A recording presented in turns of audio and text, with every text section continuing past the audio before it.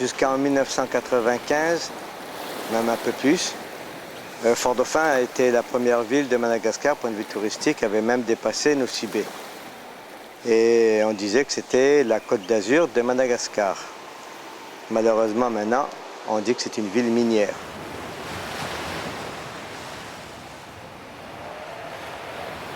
Quand un touriste prend un document, essaie de se renseigner et voit ville minière, eh bien, il n'y va pas, ça ne l'intéresse pas. S'il voit une île, s'il voit le soleil, s'il voit une belle mer, s'il voit des beaux paysages, ça c'est porteur, ça c'est intéressant. Mais ville minière, pollution et tout ça, non. Agnarako zao, Souza Maurice, chef de Fokotany et de Lafisinanana. Tsy misy azo ampiany ny mpagnaraka ny mpanjono henany zao fa misiky ny dinamita zany mifia da tena lomay agnatiny agny. Mipofa dinamite igny dia miaina amin'ny rano da nisitrika agny aby mifia lahata amizay. Nany miboaty dinamite atiky. Mizaly zao mpanjono amin'ny toerana teto.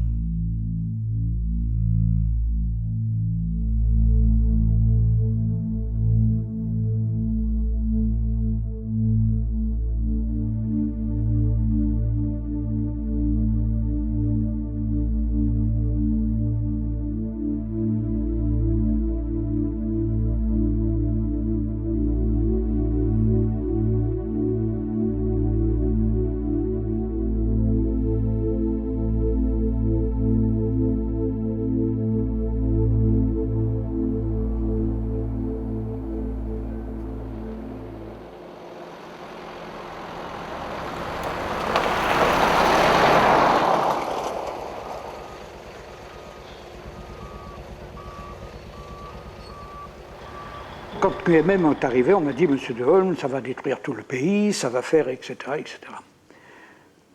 J'ai été très net dès le départ. J'ai dit, messieurs, si vous créez de l'emploi, si vous donnez aux gens la possibilité de vivre sans détruire la nature, ce sera un facteur important de développement.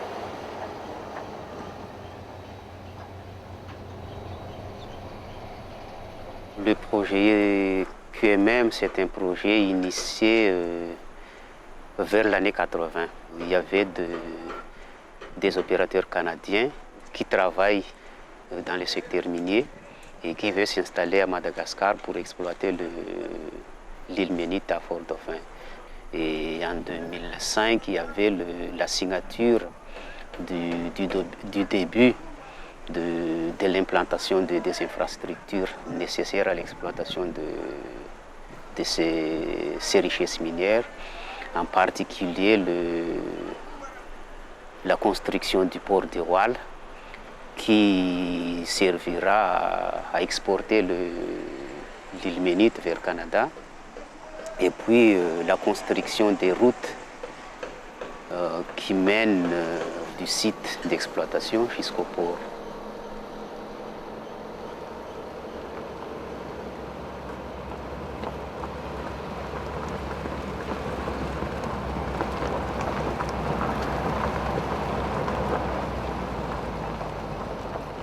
Le port est situé exactement à 14 km du lieu d'extraction et de séparation d'île Ménite, qui est à Manden. Les camions viendront au point de réception île Ménite à l'entrée du port, déposer leur cargaison d'île Ménite. L'objectif, c'est d'avoir une cargaison de 50 000 tonnes par escale, destinée à Sorel, au Canada, qui est à environ 1h30 de Montréal. Et qui va permettre de séparer le bioxyde de titane de l'oxyde de fer. Ici, l'île Ménite sera disponible pour une période qui a été estimée entre 40 et 60 ans. Et effectivement, mon credo, c'est que ce n'est qu'au travers des bons côtés de la mondialisation qu'un pays comme Madagascar peut avoir une harmonie dans le développement économique.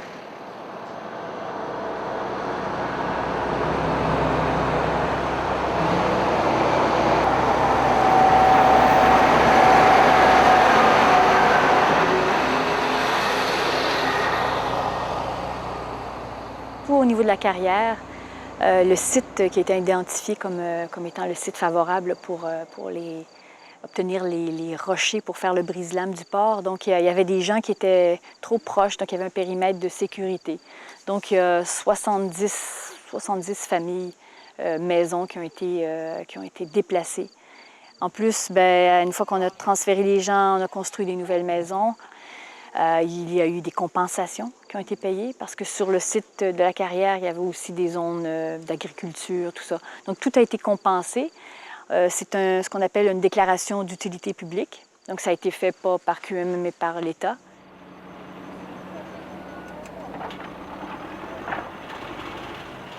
Rien que cela, l'impact, déjà dans la région de Fort-Dauphin, de 80 milliards qui ont été distribués à la population en indemnisation de terrain, de passage de route, etc. Le QMM n'a pas lésiné, je dirais, à payer royalement des choses qui n'avaient aucune valeur si QMM n'était pas venu là.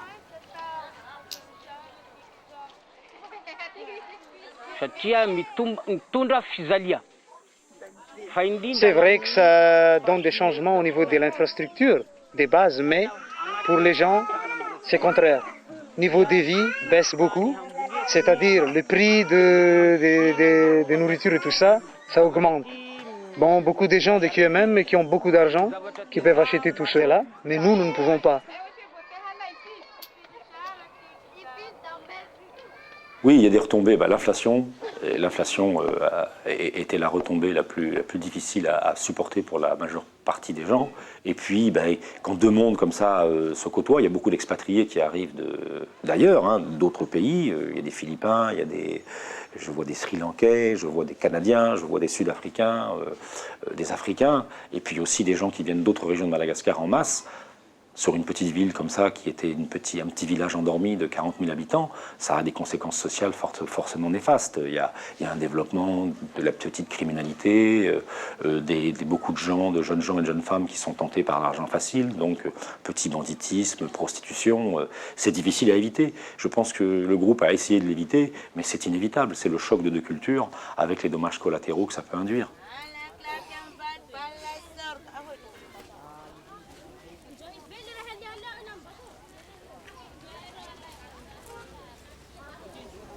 Aujourd'hui, il y a un changement dans la mentalité de la population, je dirais, qui veut travailler dans l'espoir de gagner, d'amélioration de son niveau de vie. Et ça, je pense que c'était très important, et j'insiste là-dessus, avant QMM, cette région, n'avait plus d'ambition, n'avait qu'un fatalisme et attendre un avenir meilleur. Ensuite, c'est un des gros projets miniers de Madagascar. Ne pas oublier les recettes fiscales que ça va apporter à l'État malgache et à la région de Fort-Dauphin. Mon inquiétude irait plutôt, si vous voulez, sur les 2 ou 3 ans à venir, où il va y avoir, c'est certain, une mutation de l'emploi. D'une part parce que là, il y a eu énormément d'emplois directs créés par la création du port, par DAIO, par Colas pour les infrastructures routières et par QMM lui-même. Effectivement, vous dites, QMM ne va plus avoir que 600 emplois contre peut-être 3000 aujourd'hui dans la région.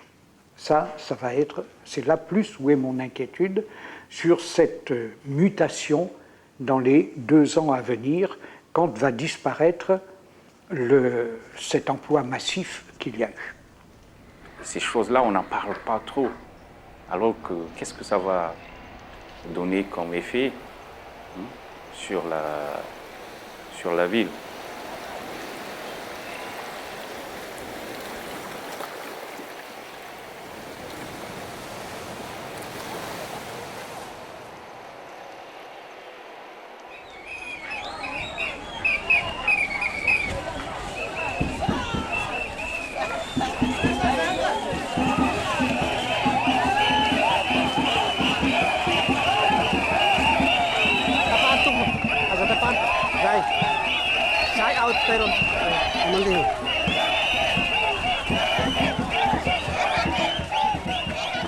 Ça a commencé par rapport aux problèmes que la population rencontre avec eux-mêmes.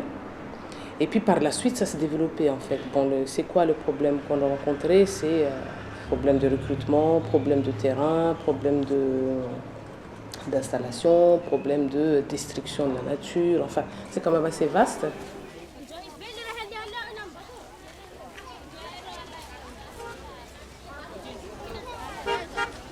Ça, c'est le plus grand marché de Fort-Dauphin. Bon, il y a les habits déjà qui sont là, il y a les assiettes, il y a les petits savates qui est fait en façon malgache. C'est le grand marché, quoi. On peut trouver tout ce qu'on voulait ici. Salam bio. Il a dit que c'est l'État qui trouve des bénéfices là-dedans, mais pas nous, pas nous, le peuple de la région d'Anouch.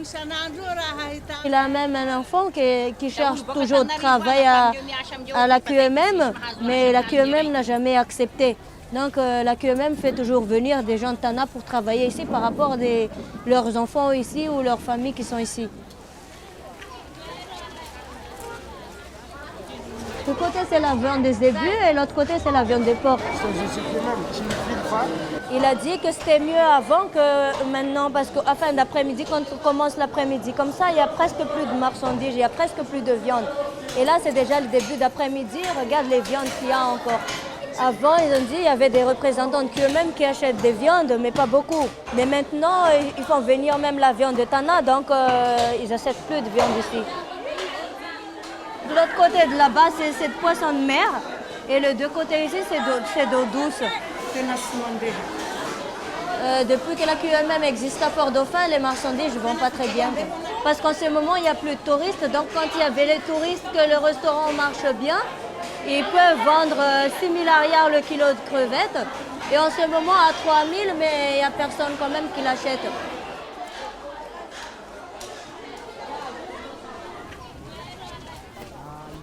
Il n'y a pas de l'argent qui circule aujourd'hui. Il n'y a rien.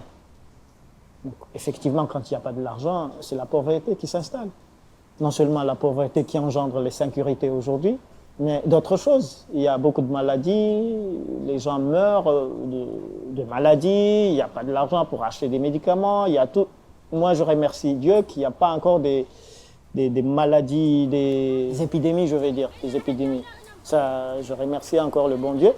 Mais si ces épidémies arrivent sur Fort-Dauphin, surtout en ce moment, c'est la catastrophe ici. C'est la catastrophe parce que même s'acheter un comprimé de comprimé, une boîte de comprimés, ça c'est plus que presque impossible. Au cours de ces années, la vie à Fort-Dauphin a beaucoup changé. Il y a une grande inflation et surtout au niveau des terres, systématiquement. Il y a des expulsions des paysans de leurs terres pour les besoins de l'extraction minière. Certains avaient été déplacés sur des terres qui étaient beaucoup moins fertiles que les terrains qu'ils venaient de quitter. Et les prix des terres montraient une augmentation du prix du mètre carré équivalent à 20 fois plus de ce qu'il était entre 2006, 2007 et actuellement. Et donc les personnes qui ont été indemnisées à ce moment-là, et surtout celles qui ne le sont toujours pas, ne pourront plus acheter de terre pour remplacer celles qu'on leur a prises.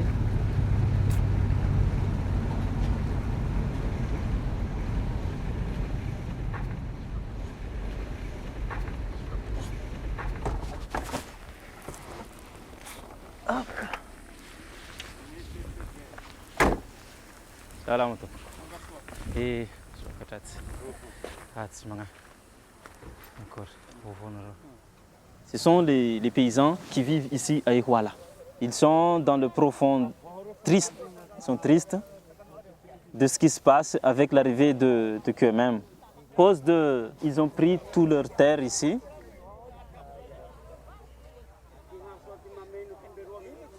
Il y a des zones où QMM met le prix à 3 000, 4 000, 5 000 ariari le mètre carré, mais leur terrain ici, QMM le prend à 500 francs le mètre carré. C'est les commissions administratives qui a dit que le prix pour acheter le terrain à 500 francs le mètre carré. Boulassini, Shenzante, au Madagascar. Boulassini. On nous a forcé de signer le papier. Attendez, parce que ça fait du bruit et puis le volume monte.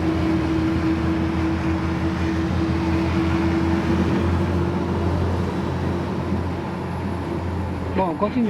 On nous a dupés. On nous a trompés. Nous avons fait les réclamations depuis 2005 jusqu'à ce jour. Nul. Et on a bloqué là pendant une semaine. Et c'est justement là que le chef de région actuellement a trouvé le prix exact du terrain urbain et le terrain rural.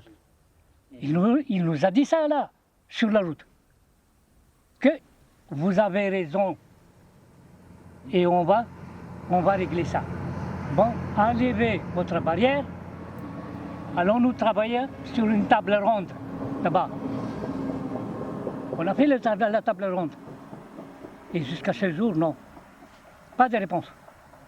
Que nous voulons qu'ils nous payent les 3000.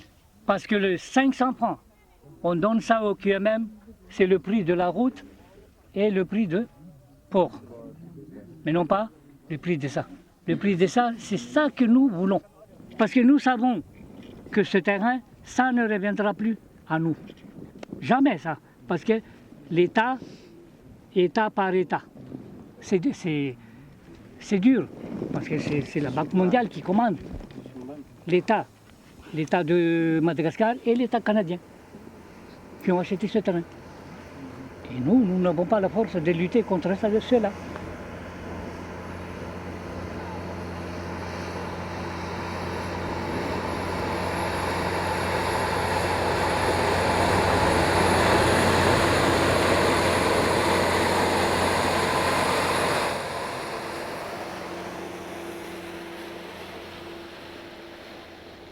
Cette action, en fait, c'est comme si ça n'existe pas.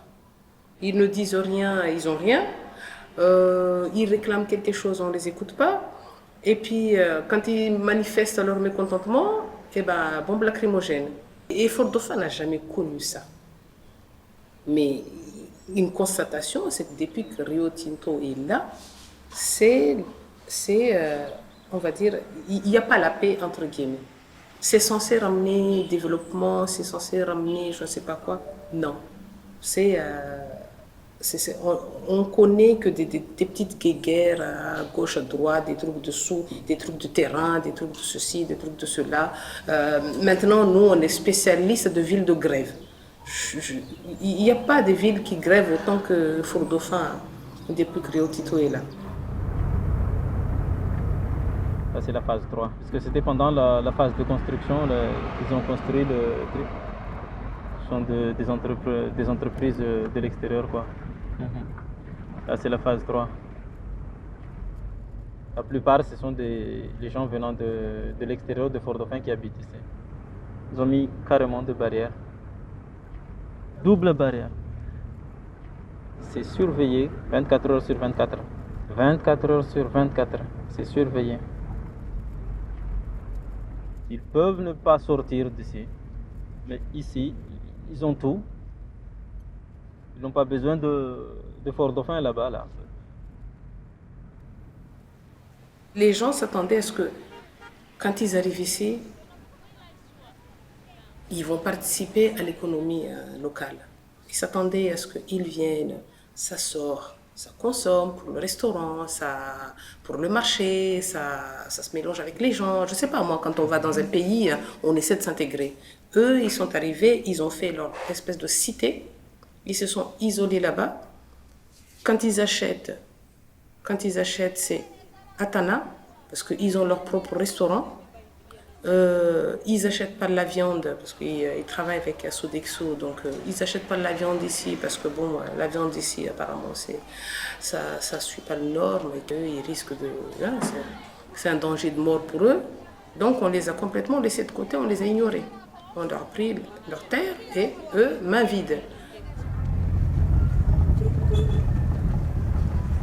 Bon, maintenant on va aller rencontrer les gens de village de Sakachage qui est victime de ce déversoir de QMM. Là. Avant l'existence de ce déversoir-là, même s'il y a la pluie, ça ne demande pas une semaine que ça baisse le niveau de l'eau dans leur terre comme ça, quoi. Mais depuis l'existence de ce déversoir-là, pendant presque même un mois, l'eau ne baisse pas, quoi. Que leurs cultures qui sont là-dedans, c'est noyé, et c'est pourri, quoi.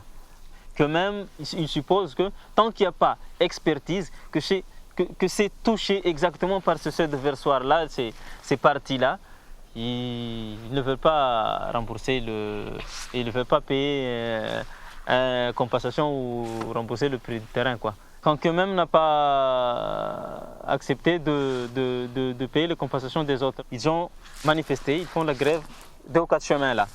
Et c'était là qu'il y avait le militaire qui était intervenu pour les disperser avec de lacrymogène là aux 4 chemins.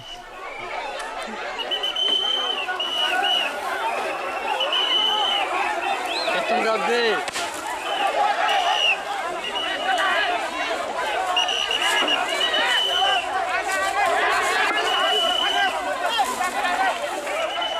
On a eu droit à 4, 5, 6 bombes lacrymogènes à chaque fois, oui.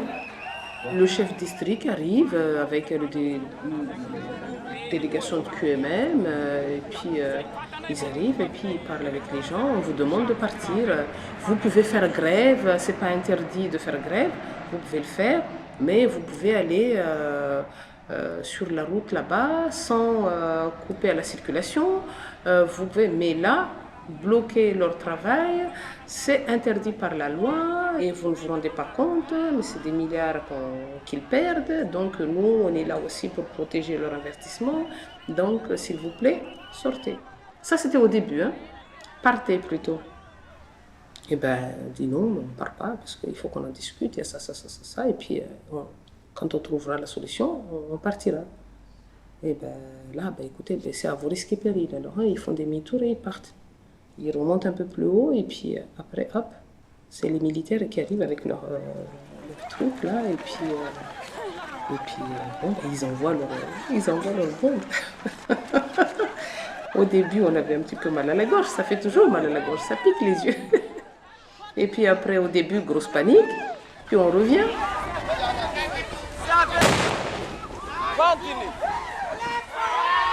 Deuxième fois, on panique encore, mais bon, on revient.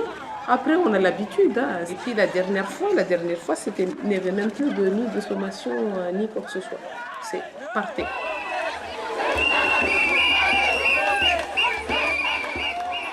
Les gens continuent à râler parce que peut-être qu'ils ne sont pas bien compensés.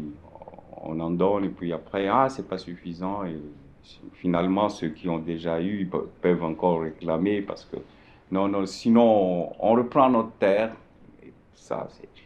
Et pour pallier, qu'est-ce qui règle ça? C'est toujours l'État en dernier ressort. Et qui dit l'État dit l'usage du muscle s'il faut. C'est pas toujours bien quand il y a les militaires qui est en train de faire des interventions, c'est dans la tête des gens, ça c'est pas bien. Avec l'histoire de QMM, c'est quand même des histoires de gros sous. Hein. C'est des histoires de gros sous, donc eux ils investissent, à partir du moment où ils investissent, ils font en sorte que ça marche, qu'ils puissent rester d'une manière ou d'une autre. Moi j'ai reçu des menaces, ça va faire depuis presque 2 ans que je suis menacée plusieurs fois, refusée aux tempes, pistolée aux tempes. Et si je ne me calme pas, ça va partir. Et puis je dis, faites. C'est dans les engagements de l'administration locale et nationale de protéger, comme vous dites, QMM. Mais quant à dire protéger plus tôt que ça, je ne pense pas. Je ne pense pas. Parce que si QMM est dans ses droits, il faut les protéger. Mais si par contre, elle fait le contraire, donc on va essayer de le mettre sur l'oreille. Effectivement, j'avais téléphoné au chef de région en lui disant comme ça, non, vous devez arrêter ça. Parce qu'ici, on doit construire, c'est ce qu'on appelle la culture d'écoutation. Si vous avez écouté ces gens-là, ils n'étaient pas jusqu'à ce point. Parce qu'ils se sentent désespérés, donc c'est la solution extrême qu'ils ont. Donc il faut toujours dialoguer. Parce que pour nous ici, dans un pays qui n'est pas démocratique, si les gens ont le courage à se manifester jusqu'à ce point, ça veut dire qu'il y avait des passages brûlés. Donc c'est ce qu'on appelle l'écoutation. Il faut écouter ces gens-là, même s'ils sont pauvres. Ils pensent d'être maîtres de lieu. Moi, je répète toujours, nous ne sommes pas des indigènes, mais nous devons être traités comme des partenaires sociaux, comme tout le monde. Comme ça, il y aura la paix. Pour nous, on s'en fout de leurs milliards. Tout ce qu'on connaît est qu'ils vivent de notre richesse. Nous avons le droit aussi d'y participer aux résultats de cette richesse-là. Mais s'il va nous traiter comme des indigènes, ah là, les choses ne vont pas s'arranger.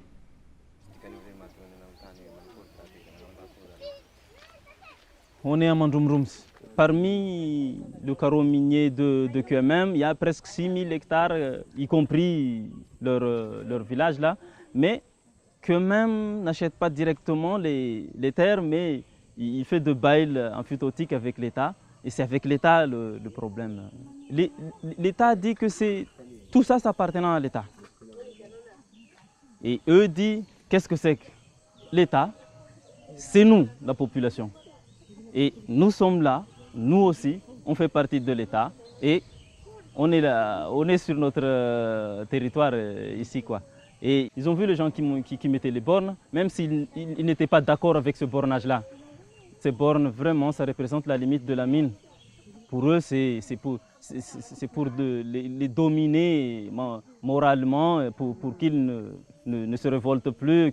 Mais voilà, c'est appartenant à l'État maintenant, puisque c'est borné au nom de l'État, les terres. Mais leur réaction après, c'était d'arracher les bornes qui s'étaient implantées par l'État. J'ai maintes fois demandé au QMM de montrer exactement où est-ce que vous allez, montre-nous la limite, est-ce que ça touche tel endroit, tel endroit, tel endroit. Mais jusqu'à maintenant, eux, ils n'osent pas montrer aux gens que notre exploitation va toucher telle zone, telle zone. Mais, disait-il, ça n'empêche pas que nous, ici, nous allons révolter. Et il y aura encore une révolte un peu plus dure que ce qui s'était passé auparavant, si ça continue comme ça. S'il y a des contestations comme ça, ça veut dire qu'ils n'ont pas suivi la procédure en tenant compte du droit coutumier en matière d'occupation, quoi. Parce que Madagascar, ça se transmet par génération. Il n'y a pas de papier, c'est de bouche à oreille. Mais moi, tout ce que je sais, on ne doit pas toucher les terrains de ces villageois-là, sans leur consentement. Si eux, ils cèdent ça par leur volonté, ou suivant la réglementation en vigueur, ok. Sinon, la lutte continue.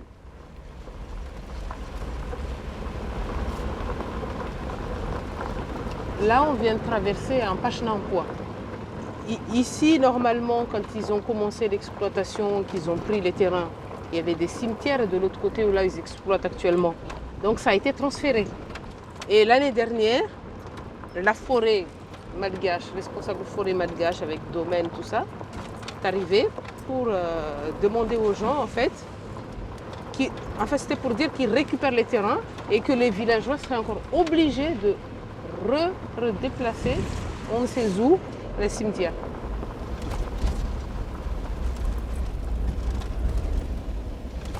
Je crois que dans un premier temps, il faut essayer d'être à l'écoute des choses. Bon, pour moi, qui viens juste de prendre ma poste il y a 4 semaines, il faut être à l'écoute de voir quelles étaient peut-être les démarches, je crois, qui étaient faites avec, je crois, avec les bonnes idées, mais peut-être qu'il faut voir comment on amène notre dialogue, comment on assure ce niveau de confiance des villageois et sur laquelle un dialogue continuel, c'est exactement, on ne devrait pas avoir ce type de commentaires. Donc je crois qu'il faut avoir un meilleur plan de communication, une meilleure façon d'assurer ce dialogue avec eux, l'échange des idées, l'échange pour qu'eux-mêmes, ils arrivent à sentir que le dialogue est là.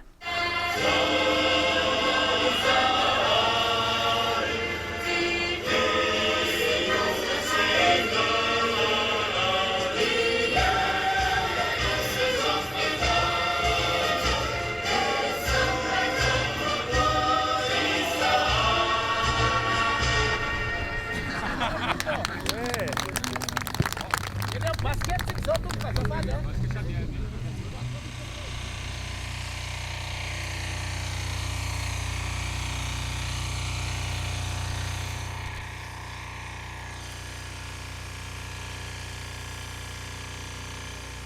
sont en train de faire du sondage. Faites le bout de fer en question qu'ils mettent là-bas. Il n'y a pas besoin de prendre des échantillons. Ça donne directement le résultat sur l'ordinateur. Donc ils voient tout de suite s'il y a de l'helménite ou pas en dessous.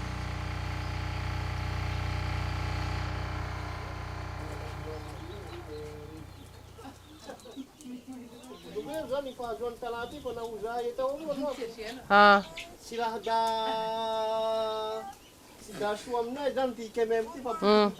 On voit qu'ils ont fait le forage là et qu'ils savent qu'ils vont s'installer, mais personne ne leur a dit. Ils ne demandent pas l'avis des gens. Ils arrivent, ils font leur forage, sondage, à l'insu de la population, quoi. Il a dit si ça ne dépend que de nous, nous on n'en veut pas parce que ça nous amènera rien de bon. Si on nous force à partir, ben, qu'est-ce qu'on pourrait faire? On ne pourra pas lutter contre l'État, donc ils vont aller de l'autre côté de la montagne là-bas parce qu'ils sont bien obligés. Ouais. Salamé. Vous savez, le développement, ça n'arrive pas comme ça. Et quand il y a des changements, il y a des frustrations, mais on doit avancer. On doit avancer parce que reculer, c'est très risqué de se dire ah, allez-y, que même. Vous imaginez un peu ce qui est même ferme ici, hein?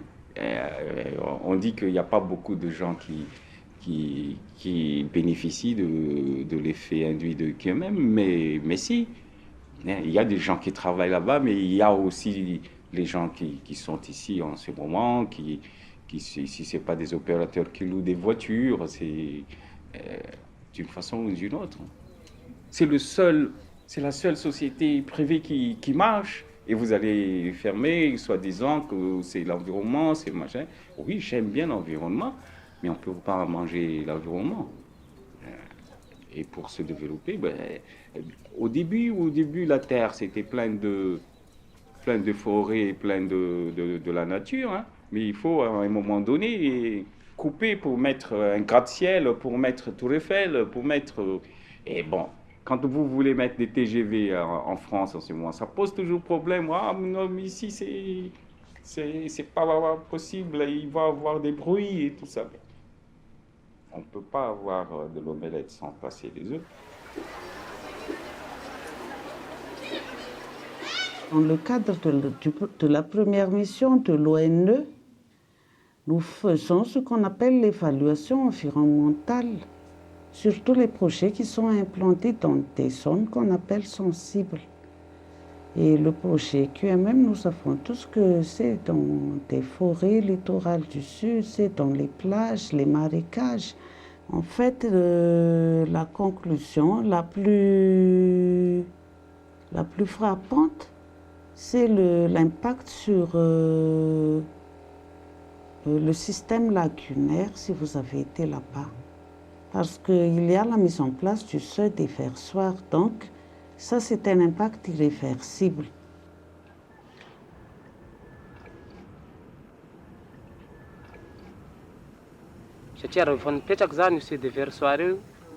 Il est en train d'expliquer qu'il y a plusieurs problèmes.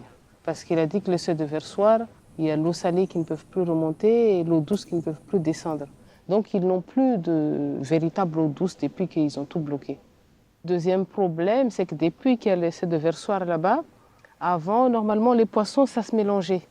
Ça va là-bas et puis ça pond de l'autre côté. Là-bas aussi, il y a une espèce d'échange. Maintenant, les poissons, quand ils viennent, ils sont confrontés à ça, ils font demi-tour et ils ne restent pas. Ce qui fait qu'eux, ils sont en crise de poissons en ce moment, il n'y en a plus beaucoup. Avant, il suffisait qu'ils se mettent sur le bord, ils pêchent et ils en ont pour midi et puis ils font la même chose pour l'après-midi. Maintenant, tu restes le matin, si tu arrives à attraper 2 ou 3 trucs à la fin de la journée, tu as de la chance. Non, Evacha n'est pas touché par ça parce qu'il est en aval du seuil déversoir.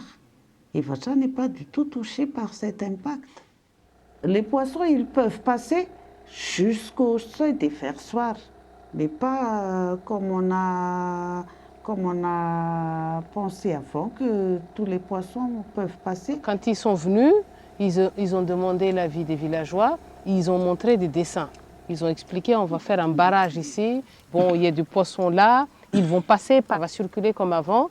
Donc comme eux, ils ont vu qu'il y a des trous, qu'il y a des machins, ils croyaient que ça allait passer et que ça n'allait pas poser de problème.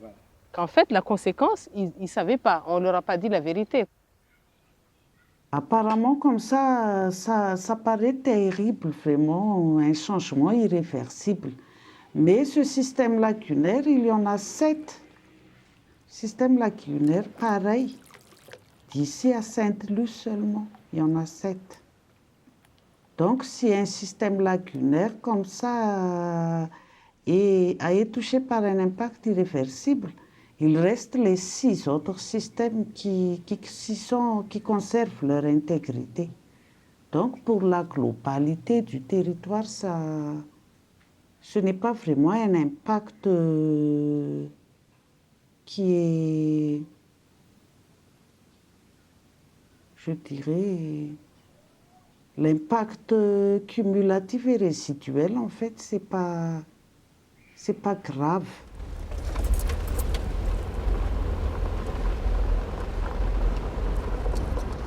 C'est la journée des Mahampes aujourd'hui, apparemment.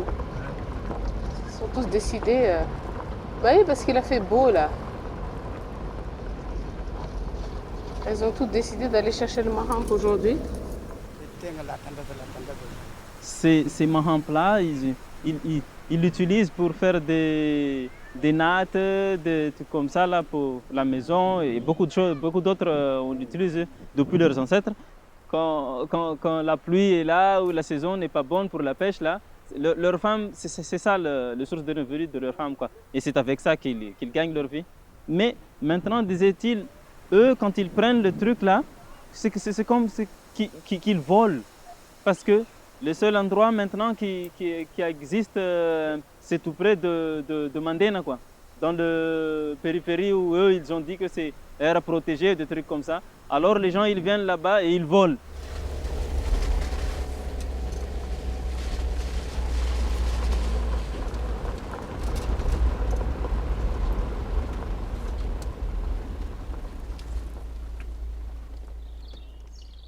Ben voilà, ils font ce genre de panneaux là, c'est un site protégé.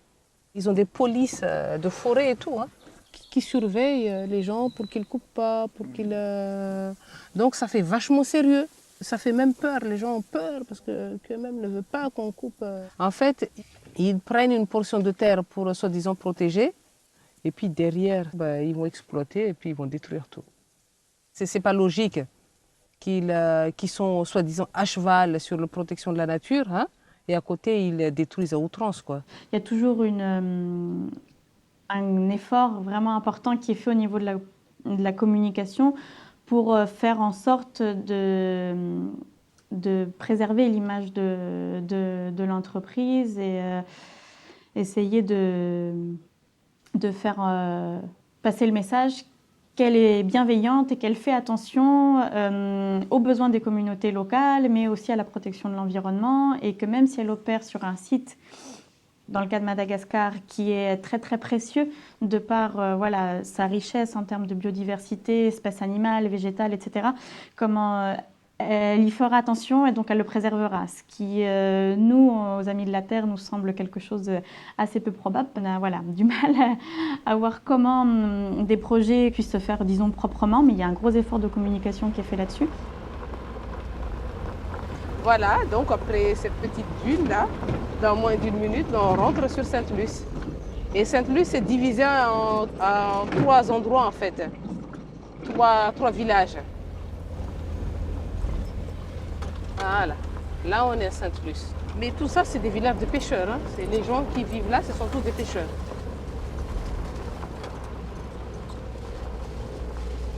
Apparemment, bon, on ne sait pas tellement où est-ce qu'ils vont exploiter, hein, mais d'après ce qu'on a cru comprendre, ça va être le village, surtout au bord de la mer, qui va être pris. Donc tout ça, ça rentre dans leur zone d'exploitation. Ce qui veut dire que probablement dans un avenir plus ou moins proche, les gens vont devoir trouver un autre endroit pour y aller.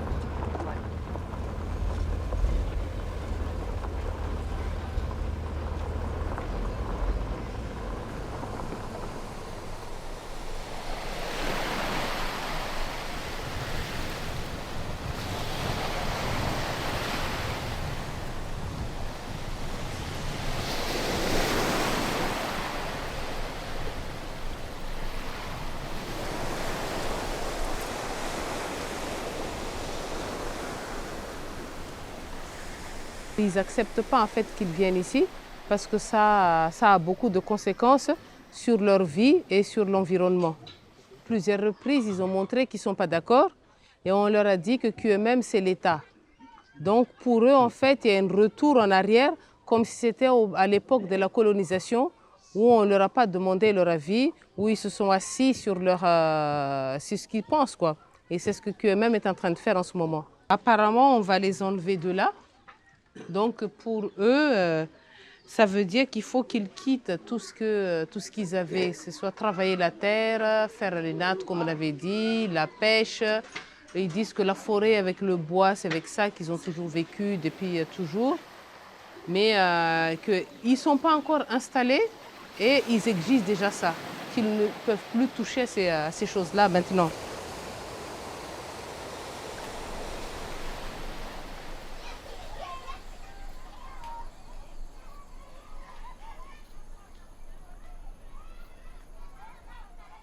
QMM avait demandé qu'ils ont besoin d'un espace de dialogue, qu'ils ont besoin de discuter avec la population.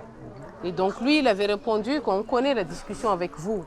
Donc nous, on n'a plus confiance dans les endroits où, comme l'Afsnang et Mbinanbe, où ils ont proposé des sous aux gens et que les gens ont accepté de céder leur terrain. Là, maintenant, quelques années après, ils se retrouvent sans rien, ils ne savent pas où aller, ils n'ont plus de sous. Donc l'histoire des sous, ils n'en veulent pas. Même s'ils n'ont rien, qu'on leur laisse comme ça, mais ils ne veulent pas que QMM vienne perturber leur vie. Ils disent qu'ils sont plus heureux maintenant qu'essayer de faire n'importe quel travail avec QMM.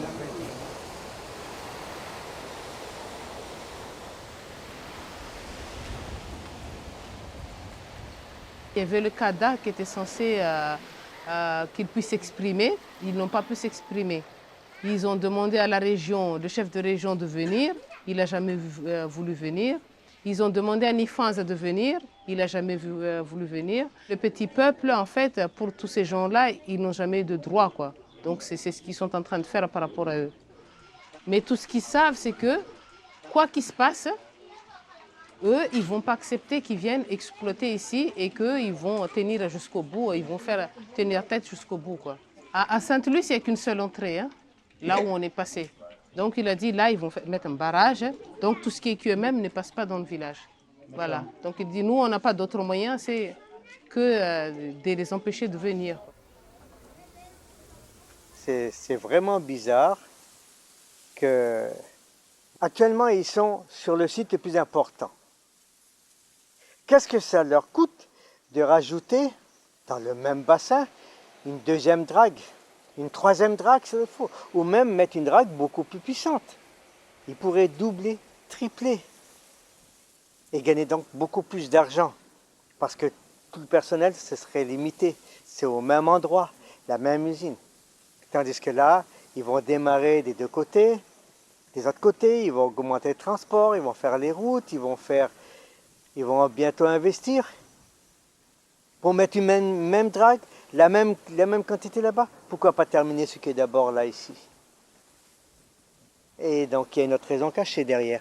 Pas pour l'exploitation, mais en prévisionnel, si c'est déjà exploité, il n'y aura plus moyen de faire machine arrière. Comment arrêter l'ensemble? Ça ne sera plus possible. Parce que les indemnités, les dédommagements coûteraient beaucoup, beaucoup trop cher.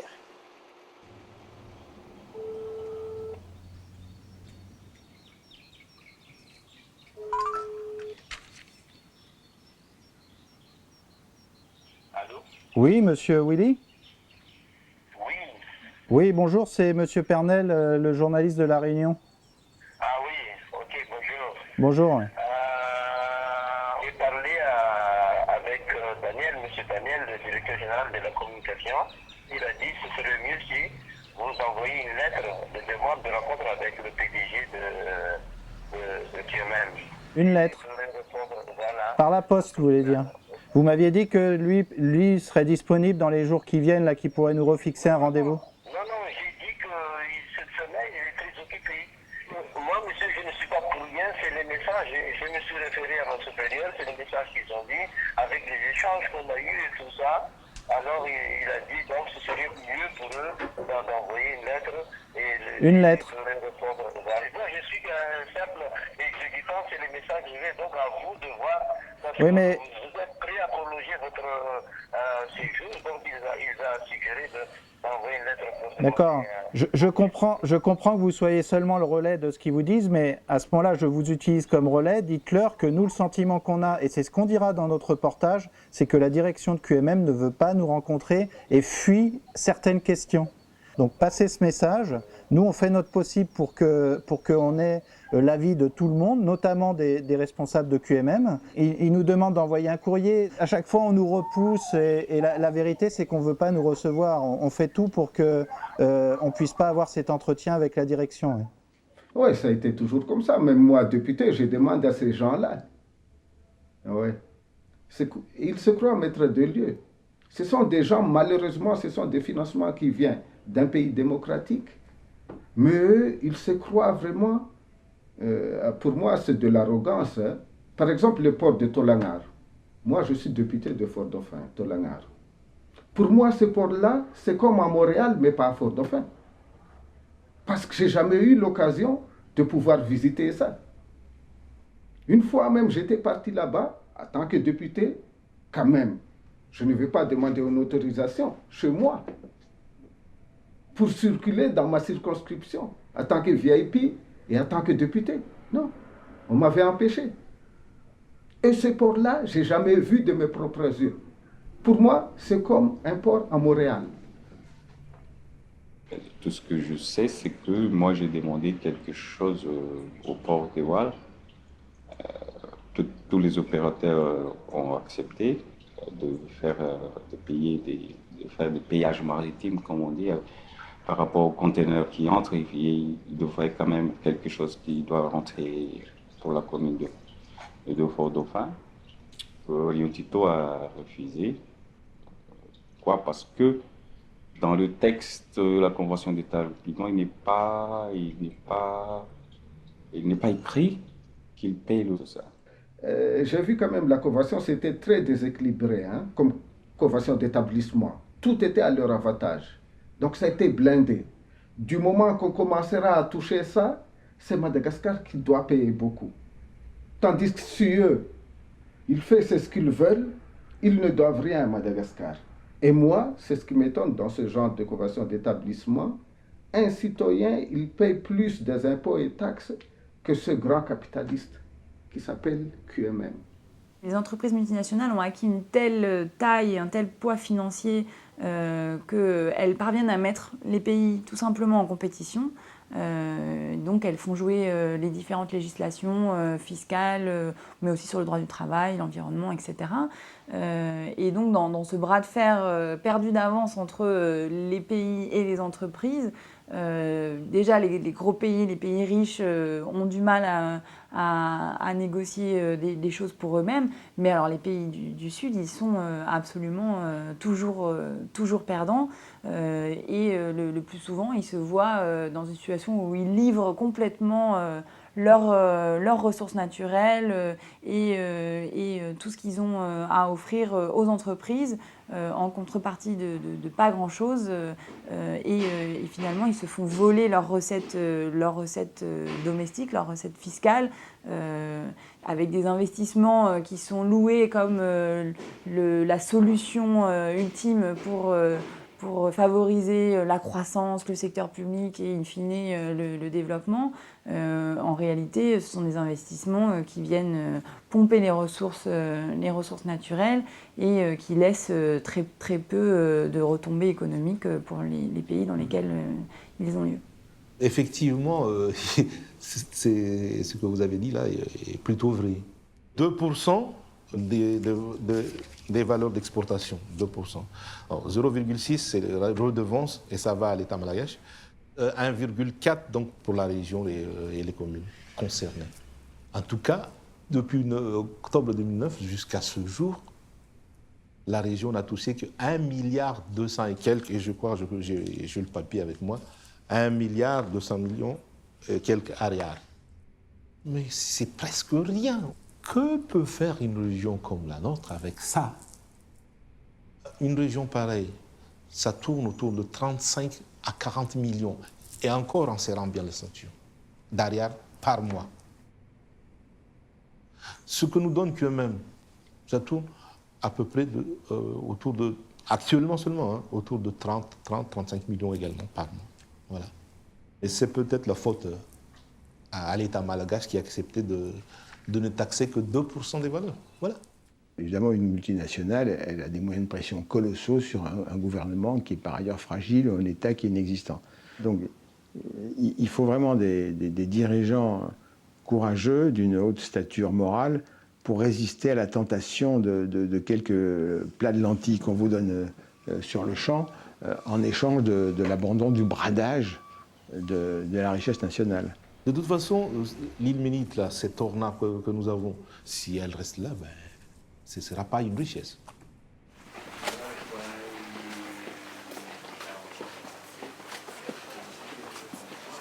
On vient voir le dioxyde de titane. On ne peut plus faire de peinture blanche maintenant sans ce pigment-là. C'est pas possible, c'est le seul. La première qualité qu'on va rechercher, c'est la blancheur. La deuxième qualité, c'est la dimension de particules de cet dioxyde de titane qui va nous donner l'opacité. Et la troisième propriété, c'est une fois que ce dioxyde de titane est bien mis en œuvre dans la peinture, c'est de donner la résistance extérieure. Alors, l'ilménite va être envoyée dans des usines où elle va être traitée à l'acide sulfurique pour être transformée en une solution de titane qui va ensuite être précipitée pour être calcinée et donner ce pigment à l'état de poudre. Durant les 2 ou 3 dernières années, elle a pris une augmentation de l'ordre de 60%, qui a été énorme et qui s'est traduit au niveau du prix des peintures.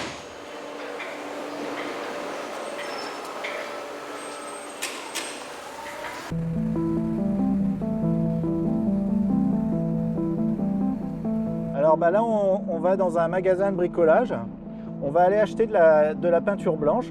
Et cette peinture blanche, ce qu'elle est intéressante, c'est que dans cette peinture, il y a du pigment blanc. Et ce pigment blanc, en fait, il est parti de Madagascar sous forme d'ilménite. Il a eu plusieurs transformations dans des usines un peu partout dans le monde. Puis au final, il se retrouve dans la peinture blanche.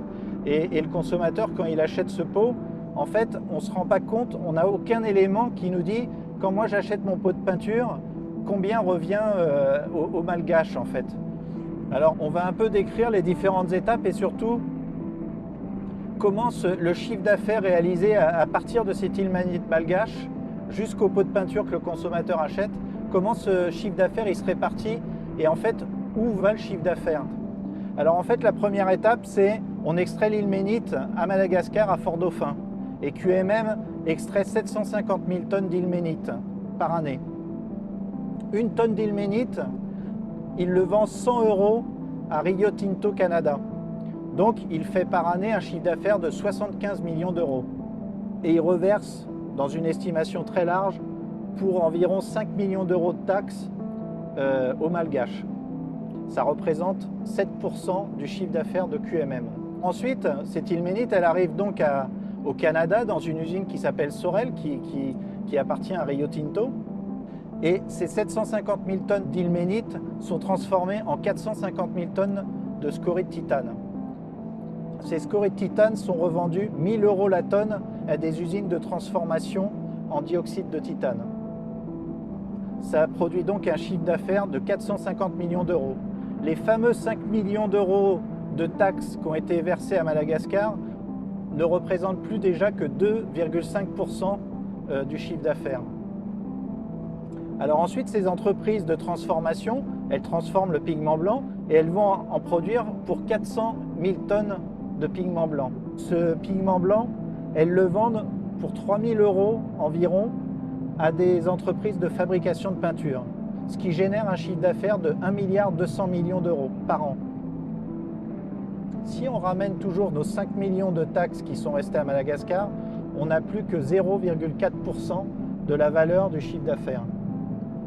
Maintenant, ces entreprises de peinture, par l'intermédiaire de distributeurs, de la grande distribution, notamment notre fameux magasin de bricolage, va revendre cette peinture en moyenne 5 000 € la tonne. Et donc, si on ramène ça à la totalité du pigment blanc produit par an, à partir des 750 000 tonnes d'ilménite, eh ben, on obtient un chiffre d'affaires de plus de 2 milliards d'euros. Les 5 millions d'euros de taxes qui sont restés à Madagascar ne représentent plus que 0,25% du chiffre d'affaires total.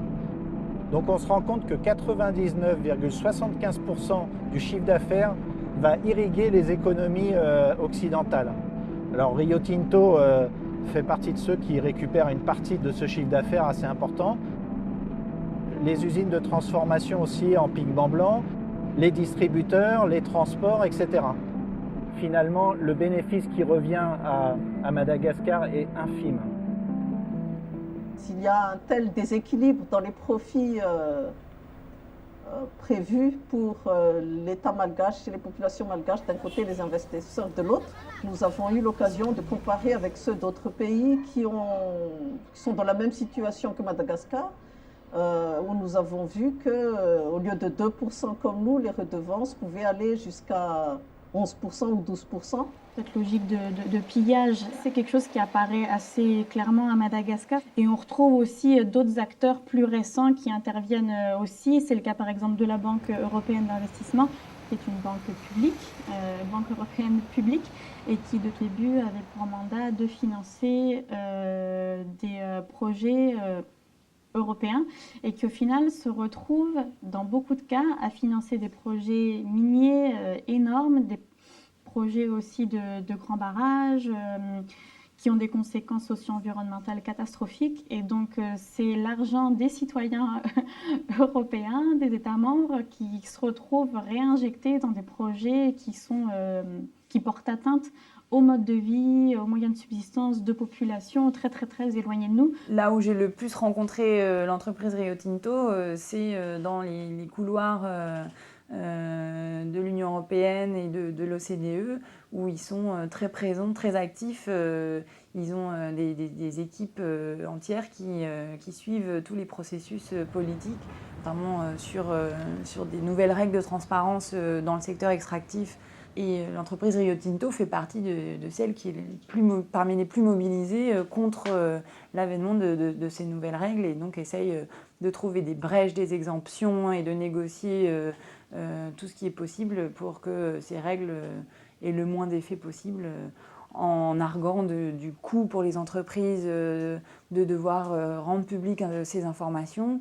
Et quelque part, c'est un aveu implicite qui montre que le modèle économique même de ces entreprises est basé sur l'opacité, sur le fait qu'ils arrivent à négocier avec les pays des contrats qui leur sont très avantageux et de ne pas payer des impôts dans les pays où ils devraient en payer. Il faut savoir que plus de 50% du commerce mondial aujourd'hui est du commerce intragroupe, c'est-à-dire entre des filiales d'un même groupe.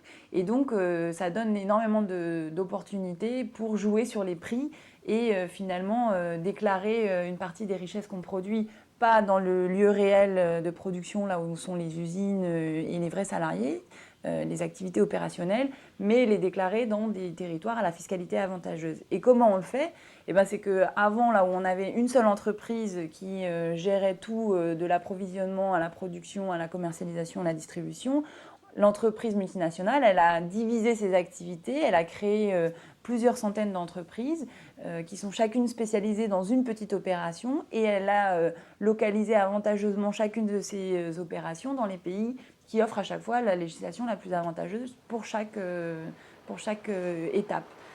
Et ça, c'est énormément de recettes fiscales perdues pour les pays en développement, et donc des moyens qui manquent au moment de financer des politiques de santé, d'éducation, de soutien à l'agriculture, etc. Vraiment, là, on est vraiment exploité, hein, parce que là, ça devient un pillage. C'est plus une exploitation.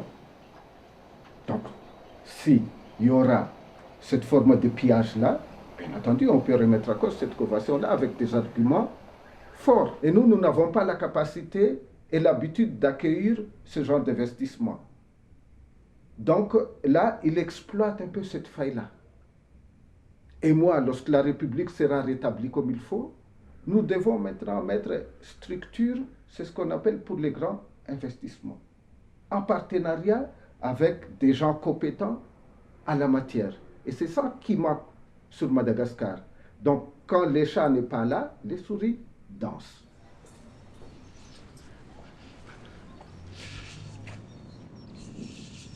Donc voilà, une fois encore, on arrive, ils repoussent toujours, ils nous mettent toujours dans une position où on ne peut pas avoir un rendez-vous sûr. Quand il y a un rendez-vous sûr, on arrive, paf, ils annulent. Ils nous repoussent dans 2-3 jours, le temps passe. Ils savent très bien que nous, on ne reste pas très longtemps ici. Et puis qu'à un moment, on est obligé de partir. La preuve, là, c'est que ça fait 15 jours qu'on est là. On arrive à avoir un nouveau rendez-vous, mais même pas sûr, demain à 10h, jeudi, alors qu'on part à 13h. Voilà. Donc ça va être un peu dur. Mais bon, ça montre bien qu'ils ne veulent pas nous rencontrer, en fait.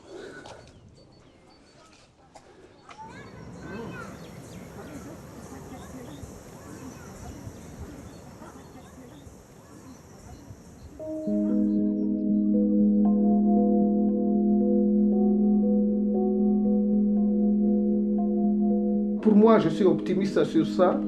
Si c'est le cas, se confirme qu'on est pillé. Nous allons prendre les mesures qui vont revenir, que ce soit une exploitation, mais pas un pillage. On voit bien, par exemple, dans le cas de l'Amérique latine, les accords qui existaient entre les compagnies pétrolières mondiales et les États étaient des accords scandaleux. Les pays touchaient 1% de la rente pétrolière. Donc, des pays comme le Venezuela, la Bolivie, l'Équateur ont réaffirmé leur souveraineté sur leur sous-sol et sur toutes les ressources naturelles. Et ont soit nationalisé les entreprises, en les indemnisant d'ailleurs correctement, soit leur ont imposé des conditions draconiennes de paiement de royalties. Mais pour ça, il faut un gouvernement qui a assez de force pour s'imposer à eux et qui ne va pas être renversé. Et il faut donc un mouvement populaire qui le soutient.